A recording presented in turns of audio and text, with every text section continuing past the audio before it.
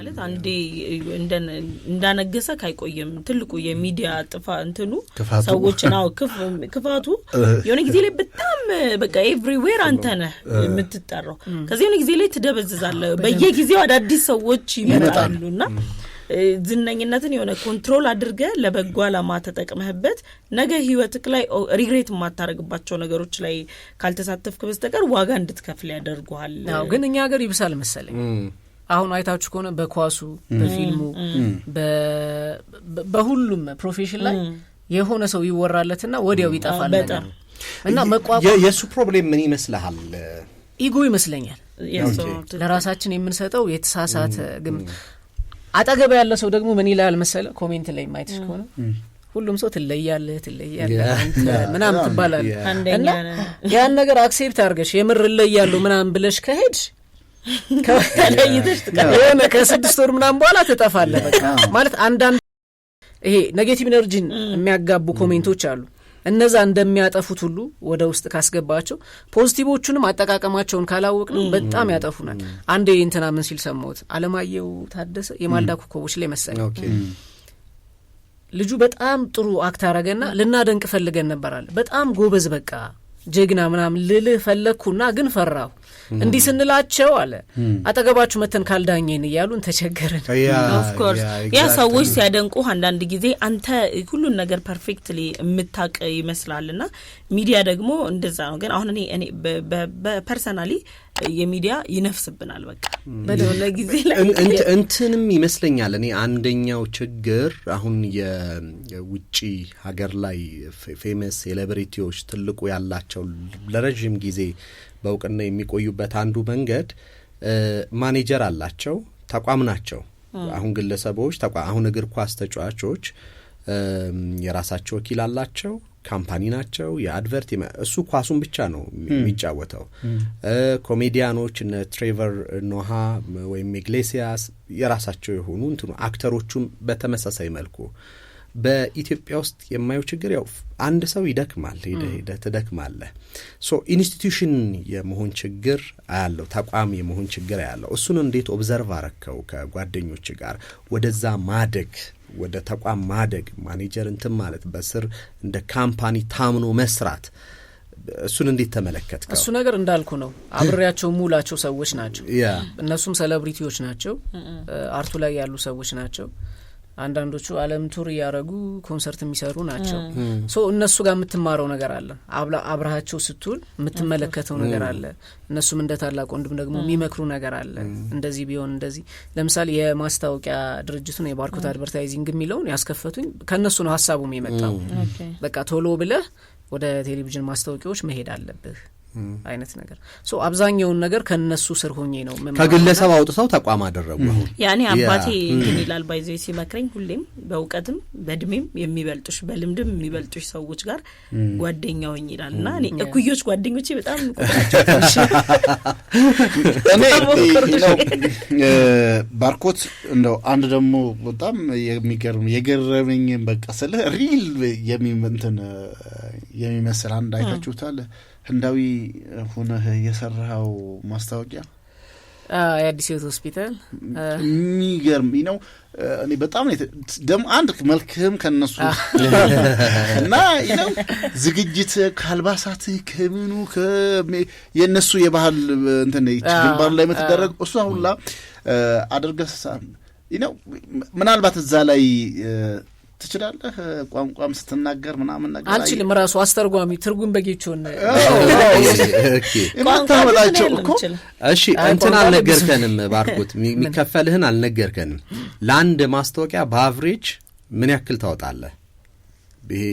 አንተ ያዛኛ እንደ ስክሪፕቱ ነው አቨሬጅ አረተው አታስጨንቀው እንደ ስክሪፕቱ ለምሳሌ አሁን የዳሽንን ብነግር በመቶ ሺዎች ነው ያወጣነው ኦፍ ኮርስ ያስታውቃል ባይ የዳሽን ባንክ የሰራ ነው በመቶ ሺዎች ነው ግን እግዚአብሔር ይመስገን ከፍሎናል መልሶ እንደ ውድድር ነው ተወዳድረን አናቅም እንደ መጀመሪያ ግን በቃ ከቲሞችም እስኪ እንሞክረው አንደኛ ዳሽን ባንክም ነው ሶ ያን ያህል የምርአይቶም ነው አይ ሪሶርሱ ሳይሆን የሚቸግር እኛ ሀገር ላይ ይሄ አወዳዳሪውን አካል ማመን አዎ የሆነ ሰው ምናምን ነገር ሊሆን ይችላልና የ8 ደቂቃ ማስታወቂያ ነው ለዛውም ቲክቶክ ላይ 8 ደቂቃ ምናምን 3 ሚሊዮን ቪው ማግኘት በጣም ነው የሚያምረው። ጨርሻለሁ አንተ 8 ደቂቃ ነው 8 ደቂቃ ነው ያ ቅድም ያልኩ እሱ ነው።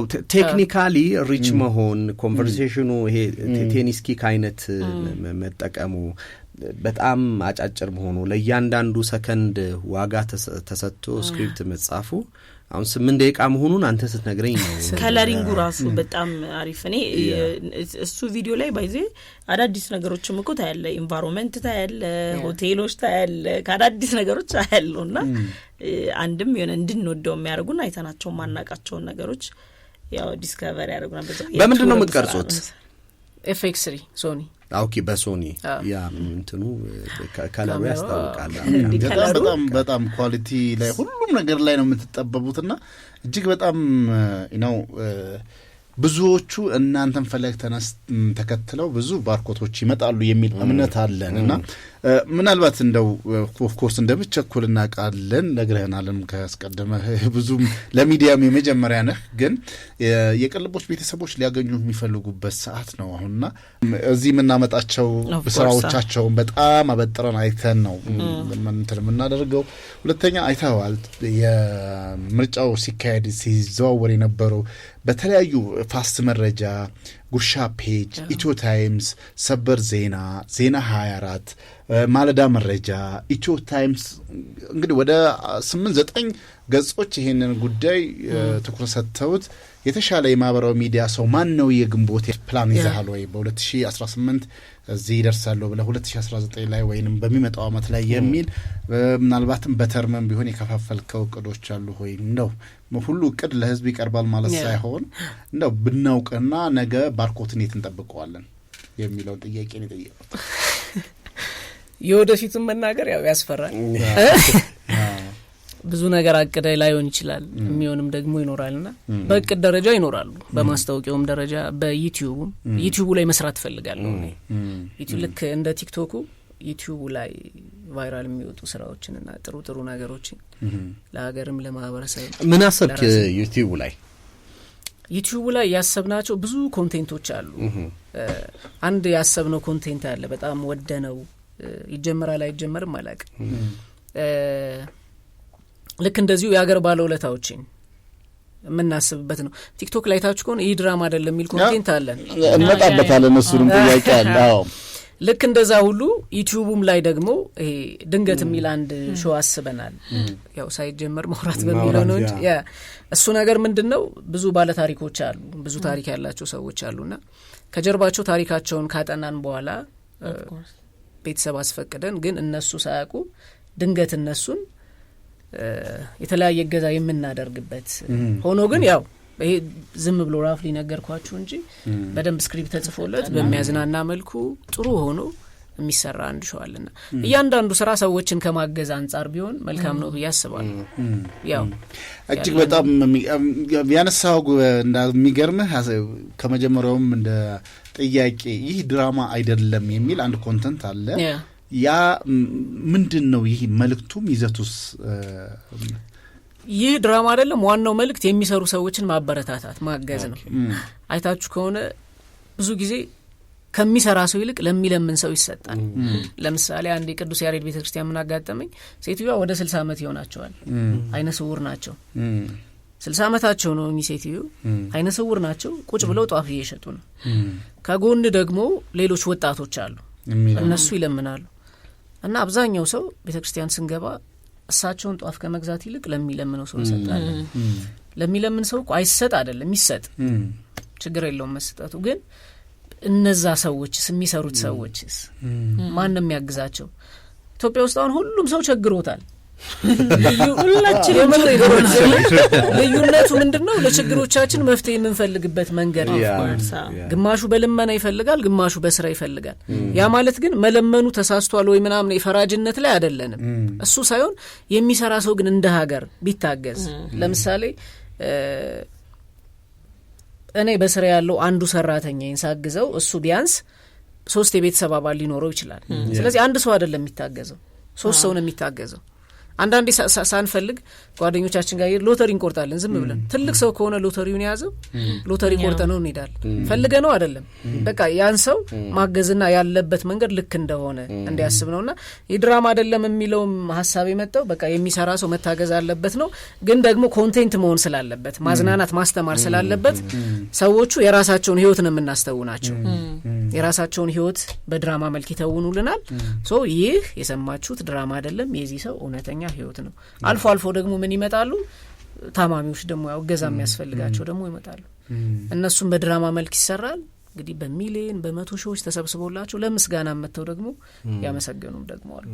ሚገርም ደስ ይላል። ከሰሞኑ አንድ ሚኒስትሪ ሚዲያ ላይ ታችኋል 4 ሎሚ ይዘው የሚለም ማን ነው ለመሸጥ 4 ሎሚ የሆኑናት አይታችሁት ነው። ትክክለኛ ይህ ድራማ አይደለም ርዕስን የያዘ የሚለምን እልፍ ነው ያለው በጣም አይደል። እነዚህ እናት ግን ስንት ያወጣልኛል ብለው አስበው ነው ከሚለምን ቢለምኑ እኮ ያምርባቸዋል። ምንም ከወጣቷ ጤነኛ ሆነ እንትን አይደለ እነዛ እድሜያቸው የገፉ እናት ከሚለምን ሎሚዋን ይዤ ልቀመጥና 10 ብር ያወጣልኝ ወይ ዳቦ ይገዛልኛል ብለው አስበው እንትን ያደረጉትና ነው ትክክለኛ። እኔ በጣም ነው የምገረመው ሁሌ ሳየው ይሄ ድራማ አይደለም የሚል ታሪክን በመሰራበት ሰዓት ብዙዎቻችንን ማቅጣጫ እያሳየህን ያለው ለማን ነው ገንዘብ አንድ የሚለምን ሰው ነበርና ይለምናል ሁሌ የሚለምነው እንዲቸግረው እንዲህ ሂጅ ወደዚህ ሀገር ልሄድ ወደ ምናምን ንብረቴ ወድሞ የተለያዩ ቦታ ላይ እየቀያየረው እንትን የሚባል እና ጎረቤቱ በኋላ ላይ ምን እንትን ይላል ለካ ኮንዶሚኒየም ደርሶ ኮንዶሚኒየሙን 15,000 ብር ያከራያል። አሁን ከ5 ዓመት የሚለምነው ከኮንዶሚኒየሙ ይኸውልህ ነው እየለመነ ከኮንዶሚኒየሙ 15,000 ብር እንትን ያደርጋል። 15,000 ብር የማያገኘው ነው እሱ ሲለምን ገንዘብ ደግሞ የሚሰጠው በወር 15,000 ብር የማያገኘው 5,000 6,000 ብር የሚያገኘው እሱ ሲለምን 10 ብርና 5 ብር ይሰጠዋል። ያንን ሁሉ አጠራቅሞ ፕላስ ደግሞ ያንን ኮንዶሚኒየም እንትን የሚያደርገውን እንዲህ የሚያደርጉ በጣም ብዙዎች አሉና አዲስ ቲቪ አንድ ጊዜ ጋዜጠኞች ወጥተው እንደ እንትን ሰርተው ነበር ማለት በልመና ኢኮኖሚ ነው የሚለው ነገር ለማሳየት ወጣ እዚህ 4 ኪሎ የበፊት ጋዜጣ ምናምን የሚሸጥበት ቦታ ላይ እዛ ጋር ቁጭ አለች እና 1 ሰዓት ነው ሸፍኗት ምናምን ያቆዩት እና ያገኘችው ገንዘብ ከደሞዟ በላይ ሆነ። እኔ ነው የበዓላት ካለ እንትን ለምሳሌ ለመና ለምን በዛ ስትል አሁን አብዛኛው ፎርሙን ቀየረ እንጂ በማህበራዊ ሚዲያዎች ላይም ሱፍ ያደረገ ለማኝ ነው በቤተ እምነትም ተመሳሳይ መልኩ እና ሰጪ ስላለ ነው ለመኔ በዛው። አንድ ጊዜ አንድ ጥናት ሶሲዮሎጂ ላይ ነው ያየሁትና ለምን ሴተኛ ዳሪ በዛ ሲባል ወንደኛ ዳሪው ስላለ ነው። ስለዚህ ሴተኛ ዳሪዎችን መቀነስ አንችልም ወንደኛ ዳሪዎቹን ካልተቆጣጠርን በስተቀር ሰጪ ማህበረሰብ ስራን ማበረታታ ማህበረሰብ ባለ ቁጥር ልመና በጣም እየሰፋ ነው የሚሄደው። ምንድነው መደረግ ያለበት ሲባል ትንንሽ ኢንቨስትመንቶች አሉ ጉሊት ላይ የመሳሰሉ አሁን ከጉሊት እንግዛ ብለው የጀመሩ እንትኖች አሉ። እንደዚህ አይነት ግዢዎችን መፈጸም የሰፈር ሱቆችን ማበረታታት ትንንሽ የሆኑ ስሞል የሆኑ ቢዝነሶችን ማበረታታት ማለት እሱ ነው ሀገር ግንባታ ለውጥም የሚያመጣው ብዬ አስባለሁ። አለበለዚያ ግን እነዚህ ሰዎች ስራውን ይተውና በጣም ማትለፋበት ባጭሩ ልከብርበት የሚችል በሬ ነጋዴ እኔ ሐዋሳ ላይ ያቅ ነበር ትልቅ ሰው ናቸው እና ሊዘረዝሩ ይመጣሉ ሳንቲም ሰብስበው እዚህ ጋር በሙሉ ገንዘብ ነው በሬ ነጋዴ ናቸው። በሬ በቃ ይነግዳሉ ሰውየው እና ለምን ይሰራሉ በቃ ስራዬ ነው አዋጪ ስራ ነው ብለው ነው በድፍረት ነው አንዳንዱ እኔ አሁን ዩኒቨርሲቲ ስማር እዚህ አቡነ ጴጥሮስ ጋር 3ኛ ዓመት እስከጨርስ ድረስ ሴትዮዋ ወደ ቤት ልመለስ የትራንስፖርት አጥቼ ነው ይያሉ ነው የሚለምኑትና 3ኛ ዓመት ስደርስ እንደማማ 3 ዓመት ሙሉ ትራንስፖርት አጥቶ ለምን ያመሻሉ አልኳቸው። አንዱ ደግሞ ሁሌ ራቁቱን የሆነ ልጅ አለውና ሁሌ ራቁቱን ነው እና ሰፈር እየቀየረ ነው ልብሱ የሚያወልቀው። የዚህ ይሻላል እኮ አንድ ጊዜ ሰጠሁት ሁለተኛ ሳይሆን እኔ ነኝ የተናደድኩት። ሰዎች እንደዛ ይሆናል። የተለያዩ አሉ ብዙ የገንዘብ መለመኛ መንገዶች። አንድ ሰሞን ቆሎ ነበረ፣ ቆሎ ነገር የሚሸጡ ነገር ተደፋበኝ ለቅሶ ይለቀሳል። ከዛም በኋላ የአንድ ሳህን ቆሎ በኩንታል ይቀየራል። ለምን ተቀየረ አይደለም ነው ይሄ ያ የተደፋውን ሌላ ሰው እንትን ማለት የሚችልበት ሁኔታ ነበር ሊመጣ።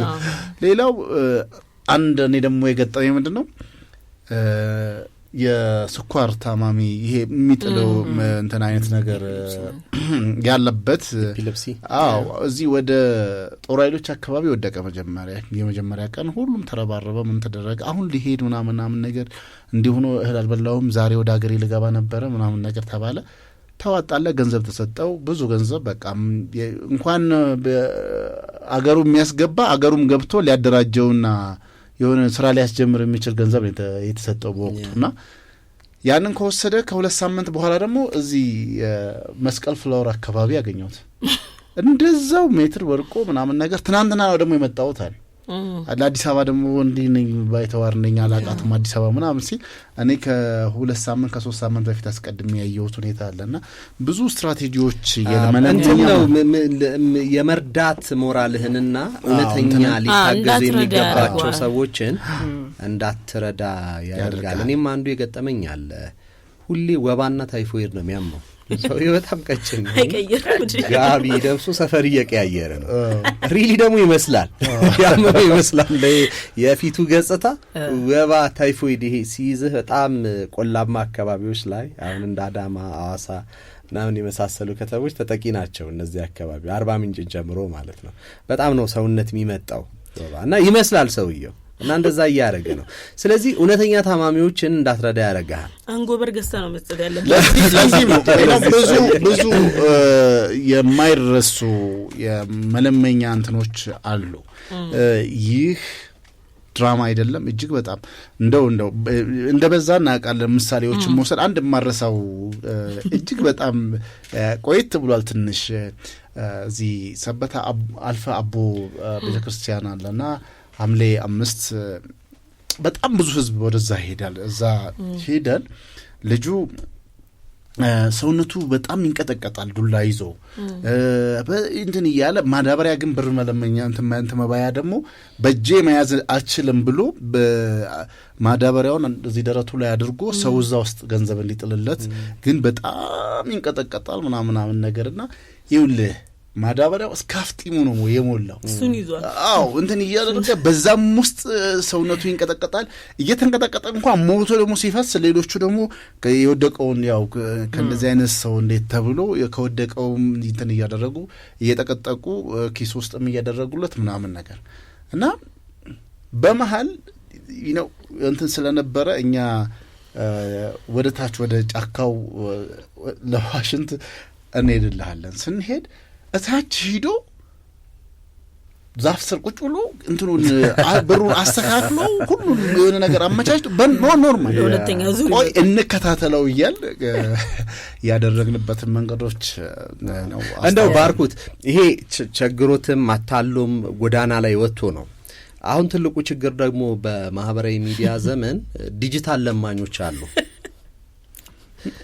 ኮንትሪቢዩሽን የላቸው ለኢኮኖሚው ገብቷል አይደለ? ለምሳሌ አንተ ማስታወቂያ ሰርተ በስር 30 ሰው ይዘ ቢግ ኢኮኖሚ ነው። ስለዚህ ኢፈርት አውጥተህ ችሎታህን ተጠቅመህ ጽፈህ አንብበህ በዛ ውስጥ ደግሞ በየደረጃው የሚጠቀሙ ሰዎች አሉ። ስለዚህ ያንተ ማስታወቂያ ኢኮኖሚውን ያነቃነቅ 30 ሰው ደሞዝ መክፈል ማለት ቀላል አይደለም። ኤግዛክትሊ እሱ ነው ኢኮኖሚ። ዌራስ ግን በቃ ዲጂታል ለማኞች ሱፍ ያደረጉ ሽቶ የነሰነሱ ያማረ መልክ ይዘው ቁጭ ያሉ ሰዎች አሉ። እንዴት ታዘብካቸው እነዚህን ሰዎች? እንዴት ሳያቸው? ምልከታን እስቲ ያጋራ። ዝምታ ነው መልስ የሚለው ያው ሁሉም ነገር እንደ ኮንቴንት ስለሚታይ ለራስ እንደ ምትነግርበት መንገድ ነው ያምናለሁ። ለምሳሌ ለኛ ኮንቴንት ማለት እኛ የምንሰራው ነገር ሊሆን ይችላል። ለሰንበሪ ደግሞ ላይፍ ስታይል ነው ኮንቴንት። አሁን ላልካቸው ልጆች ደግሞ ያኛው ነገር ነው ኮንቴንት። ዲጂታል ልመናው ማለት ነው። እኔ ከሚለምነው ይልቅ የሚሰጠው እንደውም ቅርብ ጊዜም አይቻለው አንድ ሰው ኮንቴንት ቪዲዮ ሰርቶ መልእክት አስተላልፎ እዚህ ሀገር የሚሰጡ ጊፍት የሚሰጡ ሰዎችን ህይወታቸውን ብታዩ በእናንተ ህይወት ይቀናሉ። እነሱ እየሰጡ እነሱ የሚሰጠው ሰውዬ እንዴት እንደዚህ አይነት ኑሮ ይኖራሉ ብላችሁ እንድትገረሙ የሚያደርጓችሁ አይነት ሁኔታ ነው ያላቸውና ደልቷቸው አይደለም የሚሰጧችሁ ምናምን የሚል ሀሳብ እንትን ሲል አይቻለሁ። ግን ያው በጥቅሉ እኔ አሁን የባርኮትን ኮንቴንት የሚያይ ሰው አንደኛ በመማር ውስጥ ያለውን ጠቀሜታ ነው የምረዳው። ማለት ሰዎች ከተማሩ በጣም ኳሊቲ የሆነ ነገር ያሳዩናል። then ፕሮዳክቲቪቲያቸው ይጨምራል። ከዛ አጀንዳ ቀርጸው መልእክት መስራትም እንደሚችሉ ፕሩቭ ያደረግንበት ኤክስፒሪየንስ እንዳለው የሚያሳይ ነውና ሁሉም ራሳቸውን አፕዴት ቢያደርጉ ብዬም አስባለሁ። እጅግ በጣም ጥሩ ጊዜ እንደነበረንና ኢቭን በማህበራዊ ሚዲያም ለራሱ ብዙዎች የሚገባው ቀጥታ ስርጭትም ስላለን ትክክለኛው ሙያውን አክብሮ ተግቶ የሚሰራ የሶሻል ሚዲያ ተጽዕኖ ፈጣሪ በዚህ ጊዜ መሸለማችን ተገቢ ነው የሚል መልእክቶችንም እያየን ያለ ነው። በቴክስቶችም እየደረሱን ያሉት እንደዚህ አይነት መልእክቶች ነው። ሰፊ ጊዜም 30 ደቂቃ እንግዲህ እሱም የሚቆይበትን ከነገረን 30 ደቂቃ አሳልፈን ነው ሰፊ ጊዜ ወስደን ስንወያይ የነበረው። ባርኮት እንግዲህ ነገ አድገህ ተመንድገህ ሶሻል ሚዲያውን ብዙ ቅድም ቤቲ ከገርጂ ብዙ እንደዚሁ ማስተላለቃም እንዳሉት በመቶዎች የሚቆጠሩ ባርኮቶች እንዲወጡ አሪያ በእርግጠኝነት አንተ ጋር ሰው አስተማሪውን ነው የሚመስለው። አንተ ጋር ያሉ አንተ ጋር የሚመጡ ሁሉ አንተን ፈለግ ተከትለው ነው እንደሚሉት። እኛም ለዛ ስለምሰራ ሁሉ ከልብ እናመሰግናለን። ዛሬ መተህ እዚህ ስቱዲዮ ሆነ የመጀመሪያው ኢንተርቪውን ስለሰጠህን ከልብ እናመሰግናለን። እንግዲህ የ100 ግራም ወርቁም መልካምነታችንን እንመኛለን። በዛ ላይም ተክታችሁ ስሩ። ምናልባትም ግልጽ እንዲሆን ማንም ሁለቴም ሶስቴም ያሸነፉ አሉ። ሁሉም እኩል ኦፖርቹኒቲ ነው ያላቸው። ምናልባት የክብር እንደዚህ በአመት ውስጥ ሁለቴ ሶስቴ በቅልቦች የማህበራዊ ሚዲያ የየወሩ ተጽዕኖ ፈጣሪ ሆንኩኝ ነው የየወሩ አንድ ላይ እናወጣና አሁን 10 ናቸው። አንተ ጋር 11ኛ ሁለት ይቀሩናል። እንግዲህ በዚህ በሁለቱ ላይ ሁለትም ሶስትም ከሆኑ አንድ ላይ ጨምረን እነሱም የእናንተ ጋር ሆነው የ100 ግራም ወርቅ ተቋዳሽ ነው የምትሆኑትና ስለመጣ ከልብ እናመሰግናለን። በርታለን። ቴንክ ዩ በጣም እግዚአብሔር ያክብርልን። እኛም በእኔም በቲሞችም ስም አክብራችሁ ያው ስራ የሚሰራው ለራስ ነው። እኛ እየሰራን ያለ ነው ለራሳችን ነው። ደግም ማረግን ክፉም ማረግን ማስታወቂያም ሰራን ድራማም ሰራ እኛን ራሳችንን ስለሚያስደስተና እኛ ገንዘብ ስለምናገኝበት ነው። ሶ ያን ነገር ደግሞ እናንተ አይታችሁ ለራሳችን ብለን የሰራነውን ነገር እስኪ እደጉ በረታታት አለባችሁ ብላችሁ ስለሸለማችሁን በእውነት እግዚአብሔር ያክብርልን። በእኔም በቲሞችም ቴንክ ዩ በጣም ቴንክ ዩ። እንግዲህ ቴክኒሻናችንን ባርኮትን የምንሸኝበት አንድ ሙዚቃ ይጋብዘናል። እኛ ተመልሰን እንመጣለን። የትም እንዳትሄዱ አብራችሁ። እንግዲህ ባርኮት የግንቦት ወር የማህበራዊ ሚዲያ ተጽዕኖ ፈጣሪ ነበረ። እሱን እዚህ ስቱዲዮ ጋብዘን ለሱ የተዘጋጀው ዋንጫና ሜዳሊያንም ሰጥተን ተለያይተናል። እንግዲህ እንዴት አየኸው? አሁን እንደው ብዙ እንትኖችን አንስቷል ባርኮት። የማህበራዊ ሚዲያ አጠቃቀሞቻችን እንዴት ታየዋለህ? እንደው ዘመን እንግዲህ ወደ ዲጂታል ሚዲያ ፊቷን እያዞረች ነው ያለችው። በዚህ በዲጂታል ሚዲያ ላይ ደግሞ ሀገራችን ምን ያህል ለዛስ ዝግጁ ናት? አንዱ ጥያቄ ሆኖ እንዳለ ሆኖ የኛስ አጠቃቀማችን እንዴት ነው? አሁን ምን ማንሳት አለብን ብዬ ነው ማስበው። በዋነኛነት እንግዲህ የማህበራዊ ሚዲያ ማለት ማይ አይሰማ እንግዲህ የቴክኒክ ችግር ሳይገጥመን አይቀርም። ቴክኒሻናችን ከዛ የሚያሰማ ምን እንደሆነ አላወቅኩም። ኦኬ እሺ ፊክስ አድርጎታል ችግሩ። የማህበራዊ ሚዲያ አጠቃቀምን በተመለከተ እንግዲህ ማህበራዊ ሚዲያ ስንል ባለፈውም ስለ ሉዓላዊነት አንስተን ነበረ። የሀገራት ሉዓላዊነት ኢንፎርሜሽን ሀብት ነው፣ መረጃ ሀብት ነው፣ መረጃ ደህንነት ነው፣ መረጃ ኢኮኖሚ ነው በሚል ማለት ነው። በዓለም አቀፍ ደረጃ ሀብታም የሆኑት ካምፓኒዎች በፊት የነዳጅ ወይም ጉድጓዶች ያላቸው ነበሩ። አሁን ግን የቴክ ካምፓኒዎች የመረጃ ቋት የያዙ ናቸው። ጉግልን ብትወስደው፣ የአማዞንን ብትወስደው ወይም ሜታ ፌስቡክን ስትወስደው እነዚህ መረጃን የሚያስተላልፉ ቲክቶክን ኢንክሉዲንግ ቲክቶክ እነዚህ ናቸው። እነዚህ ሁሌም ቅናቸው ማለት አይደለም ስልህ ፐርፐዝ አላቸው፣ ግብ አላቸው፣ ማህበረሰብን በራሳቸው አውድ መቅረጽ ይፈልጋሉ። ስለዚህ ፕላትፎርሙን የያዘው አካል መረጃህን ይወስዳል። ሀገሩ እንዴት ነው የሚያስበው፣ ሰው አእምሮ ምንድነው የሚለውን ነገር ይወስዳል። ከዛ በተጨማሪ ደግሞ በጫና ምክንያት ያልሆኑ ነገሮችን ወደ ፍለፊት በማውጣት ክፉዎችን ወደ ፍለፊት ቫይራል እንዲሆኑ በማድረግ የዛን ማህበረሰብ አእምሮ ይቀርጻል። ቻይና ሀገር የተማሩ ጓደኞቼ እየነገሩኝ ቻይና ሀገር ላይ አብዛኛው የቲክቶክ አልጎሪዝም ቢዝነስ፣ ትምህርት የመሳሰሉ ናቸው። ከአሜሪካ ጋር ባለፈው የነበረው ጸብ ለኛ የምትሰጠን የማይጠቅመውን ነው። እዛ ግን ዜጎቿን የምትሰጣቸው ነገሮች የሚጠቅማቸውን ነው። ስለዚህ መንግስታት የዜጎቻቸውን ደህንነት፣ የዜጎቻቸውን አእምሮ፣ የሀገር ግንባታቸውን በዚህ መልኩ ይሰራሉ። ወይራስ እንትኑ መጣ፣ ፕላትፎርሙ መጣ። አሁን በእያንዳንዳችን እጅ ነው ያለው። ቁጥጥር የለውም። ኤዲቶሪያል ፖሊሲ ልክ እንደ አሁን መናኸሪያ እንዳለ ነው ወይም እንደ ኢቢሲ እንደ ፋና ወይም እንደ ኢቢኤስ የለውም። የሚቆጣጠረው አካል የለውም። አንደኛው ማህበረሰቡ ራሱ ኤዲቶሪያል ፖሊሲ ማበጀት መቻል አለበት። የማይሆኑ ስራዎችን፣ ከባህል ከወግ ያፈነገጡ ስራዎችን በሙሉ በማውገዝ ገበያው ላይ እንዳይገኙ በማድረግ ይሄ ብሎክ በማድረግ ፕላትፎርሙ ኤግዚስት እንዳያደርጉ እነዛ ሰዎች ማዕቀብ በመጣል ማህበረሰባዊ ደህንነቱን መጠበቅ መቻል አለበት። አንደኛ የኔ አእምሮ መጠበቅ አለበት፣ የልጆች አእምሮ መጠበቅ አለበት፣ ሀገር መጠበቅ አለባት። ስለዚህ የማይሆን ኮንተንት የሚሰሩ አካላትን ደግሞ ማቀብ ያስፈልጋል። ሁለተኛ ሲቪክ ተቋማት ናቸው። ልክ እንደዚህ እንደኛ የቅልቦች ያሉ ተቋማት እንዲበዙ ነው የምንፈልገው። ቅልቦች 100,000 ቢሆኑ ነው የምንመርጠው። ይሄ ነገር መባዛት መቻል አለበት። ለምንድነው ያንን የምለው? በጎቹን ማበረታታት፣ የማይሆኑትን ደግሞ አላስፈላጊ ስራ የሚሰሩትን የማህበራዊ ሚዲያ ላይ ያሉትን ደግሞ እንትን ማለት ማውገዝ፣ ለማህበረሰቡ ማሳወቅ የመሳሰሉ ተግባራትን መከወን አትሊስት ህዝብን ከውጭም ከሀገር ውስጥም ማህበረሰብም ሀገርም ከመፍረስ የመታደጊያው መንገድ ትልቁ ነው ብዬ አስባለሁ።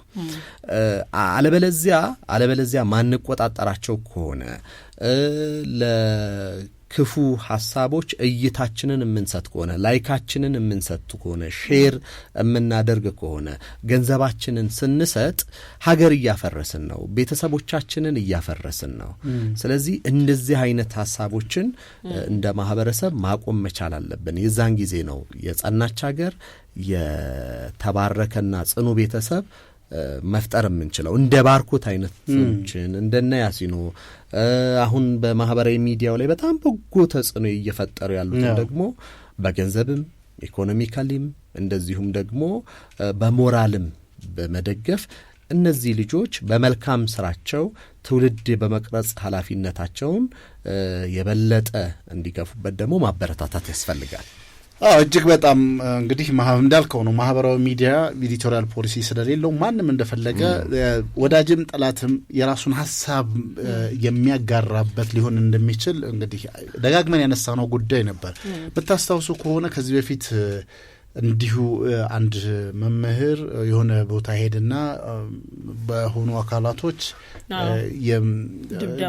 ተፈጸመበት ወር ህይወቱም ሊያልፍ የቻለበት ሁኔታ ነበር። ፈተና ለመፈተን ሄዶ ያንን አስታከው በሀገሪቷ ላይ የሆነ ነገር ይፈጠራል የሚል ውጤት ይዘው ነበር። እነሱ ፕሪዲክት አድርገው ይሄንን እንዲህ ብናደርግ ሌላ ቦታ ግጭት ይነሳል፣ በዛ ይፋፋማል፣ ከዛንኛ ዓላማችንን እናሳካለን በሚል እሳቤ ሌሎች የተለያዩ ድራማዎች ተሰሩ። 3 ብቻ ጓደኛሞችም ሊሆኑ ይችላሉ። አንድ ጫካ ውስጥ ገብተው ይሄንን እንዲህ ምናምን እንዲህ አይነት ሰው እንዲህ ብለህ ረደው የሚል የሃይማኖታዊ እሳቤ ባለው መልኩ መልእክቱ እንግዲህ ምን ያህል ሴንሲቲቭ እንደሆነ ቃላቶቹ የተመረጡ ቃላቶች ፕላስ ደግሞ ሃይማኖታዊም የብሔርም ይዘት እንዲኖረው አድርገው ነው እና በሀገሪቷ ላይ ብዙ ጠበቁ። ሚዲያው እኛ ይሄ ነገር ፌክ ሊሆን ስለሚችል መላው ኢትዮጵያዊ በዚህ ጉዳይ ላይ ጥንቃቄ ሊያደርግ ይገባል። አንዳንድ በዚሁ አጋጣሚ አርሲ ላይ ለተፈጠረው ህይወት ማለፍ እኛም እንደ ቅልቦችም የተሰማንን ሀዘን መግለጥ እንፈልጋለን። ግን በዛ ስታከው የተለያዩ ነገሮችን ሊያደርጉ የነበሩ የድሮ አንድ ቤተክርስቲያን የሚሰራ ቦታ ላይ ቤተክርስቲያኗ አናት ላይ የሚቀመጥ ጉልላት ይዘው ሲገቡ የነበረውን የሚያሳይ ቪዲዮ ከዚህ በፊት የተቀረጸውን አመተው የአርሲ ውስጥ የሚገኙ እንደዚህ አድርገው ይሄው ሲሰደዱ የሚል አይነት ነገር ነው። እዛ ጋር ለተፈጠረው ልክ አይደለም። ይሄንን በአካባቢው የሚመለከተው አካል ትኩረት ሰጥቶ በዚህ ጉዳይ ላይ ልባት እንዲፈልግ ጥያቄ እኛም እናቀርባለን። ማቅረቡም ተገቢ ነው። ግን በዛ ላይ ተንተረሰህ የሆነ በቃ ከዛ የባሰ ግጭቶች እንዲፈጠሩ ነገሮችን ማባባሻ መንገድ መጠቀሚያው ሜንስትሪም ሚዲያ ኤዲቶሪያል ፖሊሲ ከሚባሉት ውስጥ አንዱ ይሄ ነው። አለመሆኑ ስታይ ያንን ሚዲያ ትዘጋዋለህ፣ ታስቆመዋለህ። በዚህ ይህንንም ነገር እንትን አድርገሃል፣ ለዚህ ደግሞ ተጠያቂ ትሆናለህ ትላለህ። ይሄ ሶሻል ሚዲያ ግን ለዚህ ነገር ምቹ ነው።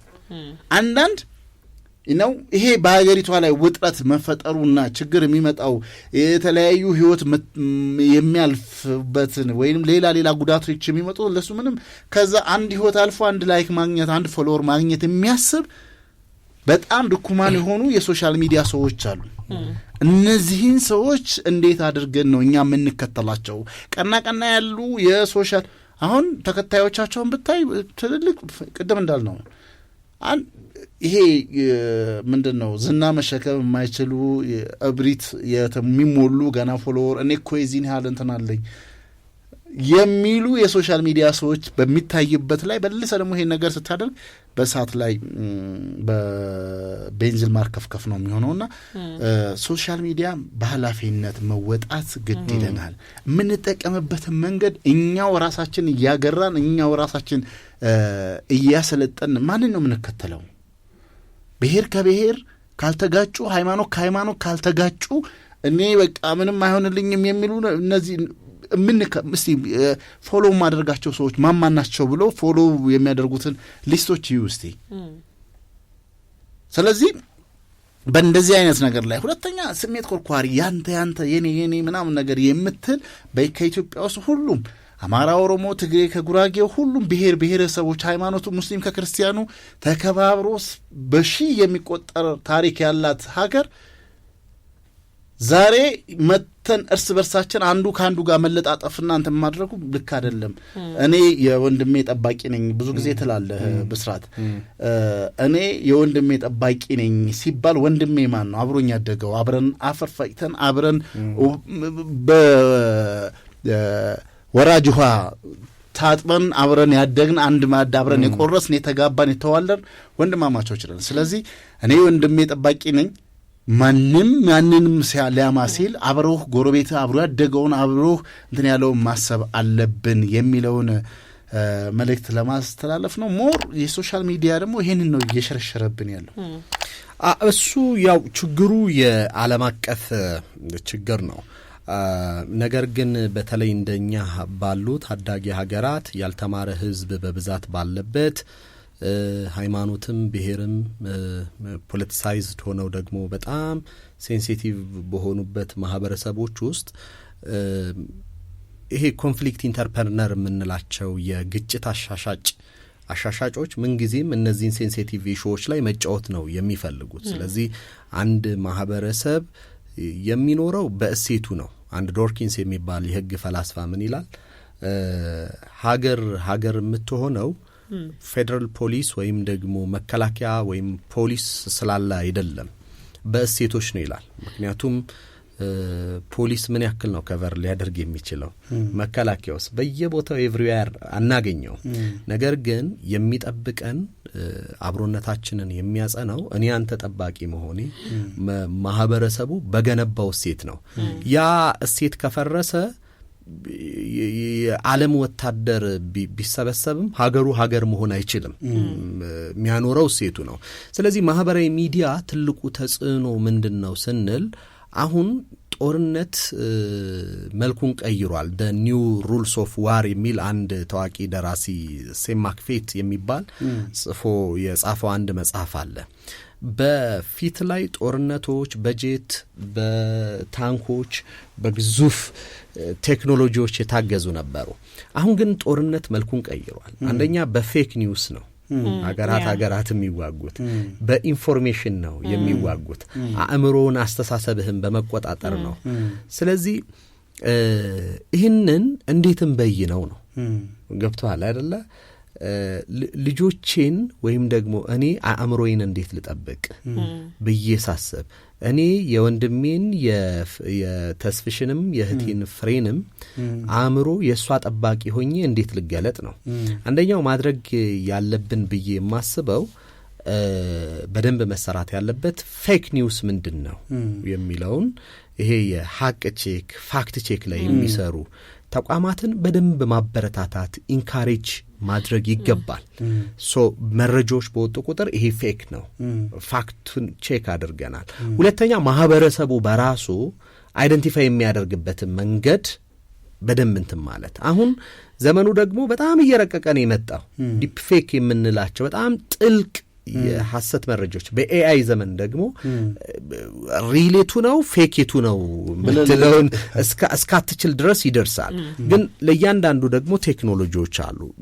አሁን እኛም ወደፊት የምናስበው የዚህ አንዱ የፋክት ቼክ አንደኛው ስራችን ነው፣ በስፋት እንሰራበታለን ብለን እንደ ቅልቦች የምናስበው እሱ ነው።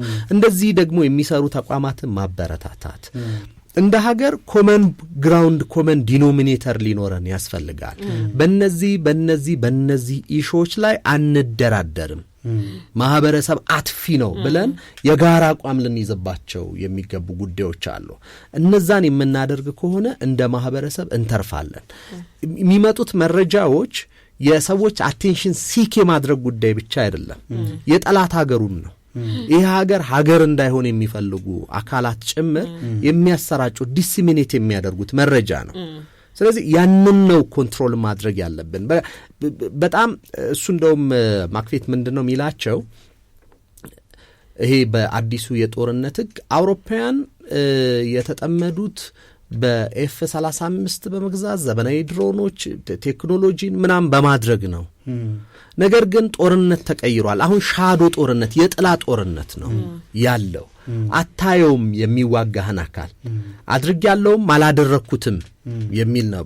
አድርጎ ጉዳዩን የሚክድ በውስጥ ጉዳይ የሚፈተፍት የትውልድህን አእምሮ የሚበርስ ፌክ ኒውሶችን ዲስሚኔት የሚያደርግ ማህበረሰባዊ እሴትህን የሚንድ መረጃዎች ኮሜንት ላይ በጋራ ይሄ የመንጋ እስዋር ሆኖ በመግባት የዚህ ሀገር አመለካከት ይሄ ነው ብሎ እንድታስብ ሆነ ተብሎ የሚሰሩ ነፍ ስራዎች አሉ። እነዚህን መከላከል፣ መቆጣጠር፣ ኮንትሮል ማድረግ ስንችል ነው ሀገር የምንጠብቀው። ስለዚህ እኔ ሀገሬ ወታደር ነኝ ስል ይሄንን ስቆጣጠር ነው። እኔ የወንድሜና የእህቴ ጠባቂ መሆን የምችለው ይሄንን ሳጋለጥ ነውና እንደ ተቋም የምንሰራቸው ስራዎች አሉ። እንደ ተቋም አሁን ፋክት ቼክ ላይ በደንብ መስራት አለብን። የትኛው ነው በማህበራዊ ሚዲያ ወጥቶ ህዝብ እያደናገረ ያለውን የሚለውን ነገር። ሁለተኛ ደግሞ የዚህ ስዋርም ሆኖ በመንጋ የሚሰጡ ፐርፐስፉል የኮሜንት አብዮቶች አሉ። እነዚህን ሁሉ መከላከል አለብን። በግሩፕ ሆኖ ደግሞ አጀንዳ ሴት የሚያደርግ አካል አለ። ማን ምን ፈልጎ ነው? ከጠላቶቻችን ደግሞ የሚላኩ አጀንዳዎች አሉ። እነዚህን ሁሉ ፊልተር እያደረጉ እንትን ማለት አለ። ሌላው ሶሳይቲውን ማንቃት ነው። ሶሳይቲው ኤዲቶሪያል ፖሊሲ ስለሌለው በዛ። ሌላኛው ግን ሶሳይቲው እንደ ሶሳይቲ ማህበረሰቡን እንደ ማህበረሰብ ኮመን ባክግራውንድ የጋራ እሴት ይህንን አላስነካም የሚላቸው አምዶች ሊኖሩት ይገባል። የትኛውም አካል በእነዚህ እሴቶች ላይ ከመጣ ወግድልኝ ብሎ ሊያባረር ይገባል። በጣም ኢትዮጵያ ካላት እሴቶች ውስጥ ደግሞ አብሮ የመኖር እሴት ትልቁ የመቻቻል እንግዲህ በሁሉም ከሁሉም ከዓለማት ቀድሞ ሁለቱንም ሃይማኖት በመቀበል የምትታወቀው ኢትዮጵያ ከ80 ምናምን ብሔረሰቦች ብዝሃነት የሚታይባት ኢትዮጵያ አብሮ የመኖር እሴቱን እንግዲህ አሁን ሶሻል ሚዲያ ከመጣ አስቡት በእኛ እድሜ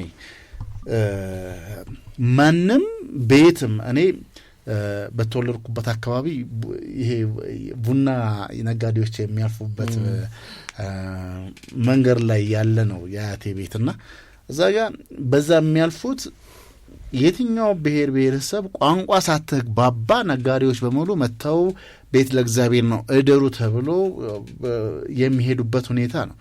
ሌሊት ቀን ጫካ ምኑ የሁሉ የሆነ ሁሉም የሚሄድበት አሁን እንኳን ጫካ ውስጥ አይደለም ከተማ ውስጥ ለራሱ አንድ ቢሮ ውስጥ ለራሱ ለመስራት የጎሪጥ የአይን ከለር የምትጠቀማቸው የቋንቋ አክሰንቶች የሚታዩበት አይነት ዘመን ላይ የደረስንበት ምክንያት አንዱ ይሄ ሶሻል ሚዲያው ላይ ተጠቅሞ የተለያዩ የጥላቻ ንግግሮችን የሚያደርጉ ይዘግንናል። ውሏችን ስራችንም ከማህበራዊ ሚዲያ ጋር ስለሆነ በማህበራዊ ሚዲያ ላይ የምናያቸው ብዙዎቹ የሚጠቀሙት ቃላት እውነት ኢትዮጵያ ከ3000 ዓመት ታሪክ በላይ አለይ ብላ የምታወራ ሁሉም በኢትዮጵያ ሀገረ ግንባታ ላይ የየራሱን አሻራ የተወጣ ትውልድ ልጆች ነን ወይ ብዬ እንደጠይቅ ሁላ የሚገፋፋ አይነት ነገሮች ነው መታየት። አይ ሶሻል ሚዲያ አሁን ላይ ባለው ሁኔታ ያው የሲቲዝን ጆርናሊዝምም እኛ ሀገር መስፋትን የሚያሳይ ነው። እንደውም እኔ በዚህ ሳምንት አንድ በጣም የታዘብኩት የኤለን መስክ ከኢትዮጵያ ጋር ተያይዞ የጻፈውን መልእክት ሰበር መረጃ በሚል በጣም በስፋት ተሰራጭቷል። እንደ ሀገር ደሃ ስትባል ሰበር መረጃ እንዴት ነው የሚሆነው? ማለት አንዳንድ ጊዜ ናሽናል ኢንተረስቶቻችንን ጥያቄ ምልክት ውስጥ የምናስገባባቸው ኢዚ የሆኑ ዌይ ነው ሶሻል ሚዲያውና ሰበር መረጃ ለኤለን መስክ አይደለም ኢትዮጵያ ደሃ ትቀርና ዳንጎቴ በጣም ባለ ሀብቱ ለኤለን መስክ ደሃ ነው ካላቸው ሀብት አንፃርና ኢትዮጵያን ደሃ ላት ተብሎ ሰበር መረጃ ተብሎ እኔ ቲክቶክ ላይ ሲዘዋወር ሳይ በጣም ነው የደነገጥኩት። ማለት እንደ ሀገር አንገት የምንደፋባቸው እንደዚህ አይነት ነገሮችን እንዴት ነው ባላንስ የምናረጋቸው? ምን መልስበት መንገድ በዚህ ወይ አይደለምና ናሽናል ኢንተረስቶቻችን ከቀይ ባህር ጋር ተይዞ ከአባይ ግድብ ጋር ተይዞ ኢቭን ሀገረ መንግስት ግንባታ ጋር ተይዞ አጠናክረን መቆም ያለብን ኢትዮጵያን እንደ ኢትዮጵያ የምናስቀጥልባቸው ጉዳዮች ላይ ማህበራዊ ትስስር ድረገጹ እያደረገው ያለው ሁኔታም ደግሞ እዛ ላይ የምንንቀሳቀስ ሰዎች እያሰራጨናቸው ያለናቸው መረጃዎች መቆጠብና አደብ ሊይዙ እንደሚገባ የሚያሳይ አንተ በአንድ በኩል እኮ ይልሽ ፍሬ ደግሞ ፖዚቲቭ ታያለሽ። ለምሳሌ ህዳሴው ግድብ ላይ ምን ያክል ከግብጽ ጋር በነበረው ክርክር ላይ የሆኑ ጉዳዮች ላይ ደግሞ ኢትዮጵያዊ በሙሉ ተሳትፎ ማህበራዊ ሚዲያውን ለበጎ ሲጠቀም እናየዋለን። ነገር ግን እዛም ያሉ አሁን ያው ጆርናሊዝም በተቋም አላለፉም አብዛኞቹ ዜና ብለው የሚያቀርቡ ምንድነው ናሽናል ኢንትረስት ምን ደግሞ ናሽናል ኢንትረስት አይደለም የሚለው ነገር በቃ ኤሎን መስክ ኢትዮጵያን ጠራት በሚል ብቻ ጠራቱ እኮ ጥሩ ነው፣ ግን ደሃ ተብላ ሀገርስ ተጠራ ሰበር መረጃ የሚሆንበት እሱ እኮ ነው የምልሽ። ይሄ አሁን ትልቅ የግንዛቤም ክፍተት በጣም ፌላሪቲ እንደገና ደግሞ ምን ያክል መረጃውን የሚያሰራጨው አካል አእምሯችንን እንደተቆጣጠረ የኡነት ጫፍ የለመስክ የሆነ ፈራጅ አድርጎና ልክ የፈጣሪ ቃል አድርጎ መቀበል በራሱ አደጋ አለው። የሚሰሩብንም እንደዛ ነው። ቀኝ ግዛት ክፋቱ እሱ አይደለም። አሁን እዛ ላይ ስለ ቀኝ ግዛት ነው እኮ ደሞ ያነሳው። ኢቭን እኮ ቀኝ ብንገዛችሁ ነው የሱ ኤክስ ገጽ ላይ መልእክቱ የከታየው እይታ እጥፍ ነው። እኛ ሀገር በተሰራው ዜና ሰው ተደራሽ ይሆናል። ይሄ የኛ ሀገር ኮንተንት ክሬተሮች ችግር ነው በጣም። ይሄንን እኛም የየራሳችን ያልሰራነው አሳይመንት ወር የሚመለከተው አካልን በደንብ የሰራበት እንዳልሰራበት የምትረዳው ነው። እነዚህ ልጆች ቢያንስ ጠርተር ወይንም በደም ይደው ከሚሊዮን በላይ ወይንም ከ500,000 እንደዚህ ጉዳይ ላይ የሚሰሩትን ጠርቶ የብሔራዊ ጥቅም የሀገር ሉዓላዊነት ክብር የሚሉትን በደንብ አድርገው ስልጠና መስጠት እንዳለበት ነው የሚመለከተው አካል የሚገባኝ። ዜና በቃ ኤለን መስክ ስለሚታወቅ ሀብታም ስለሆነ ነው ምን ያህል ከክፋትም አንጻር አይመስለኝም። ግን አይ ክፋት ነው እንጂ ማለት የሱ ሀሳብ ምን መሰለ ምንም ውስጥ አይገባም። አለመገዛታችሁ ክፋት ነው የኤለን መስክ ሳይሆን የኛ ሀገር የሚሰሩ ልጆች ግን አንደኛ ግንዛቤ እጥረት ነው። ብሔራዊ ጥቅም ምንድነው ብሎ እንትን ማለት ነው። ሶስተኛ ነገር ደግሞ እነዚህን ሰዎች እንደ ፈጣሪ ቃል አድርጎ መቀበል ሰፊ ችግር አለ። እኔ አሁን ይልክ ሳይገባቸው ቀርቶ ኦር ደግሞ ትክክል እንዳልሆነ ሳይረዱት ቀርቶ ነው ያደረጉት ብዬ አላምንም። ኮዝ ፊደል ቆጥረዋል። አንድ ጊዜ ምን አይነት ነገር ተፈጠረ መሰለኝ።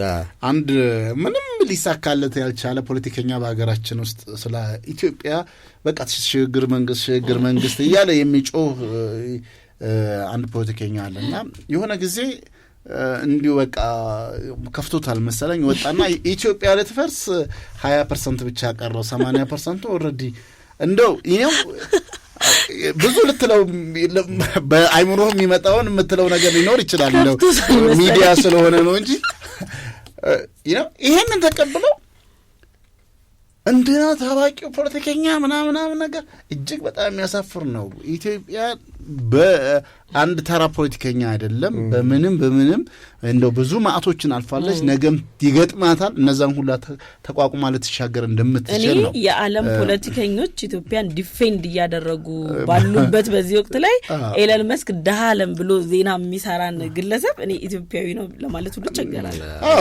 ይሄንን ማስተማርና ማንቃት ተገቢ ነው ብለን እናስባለን።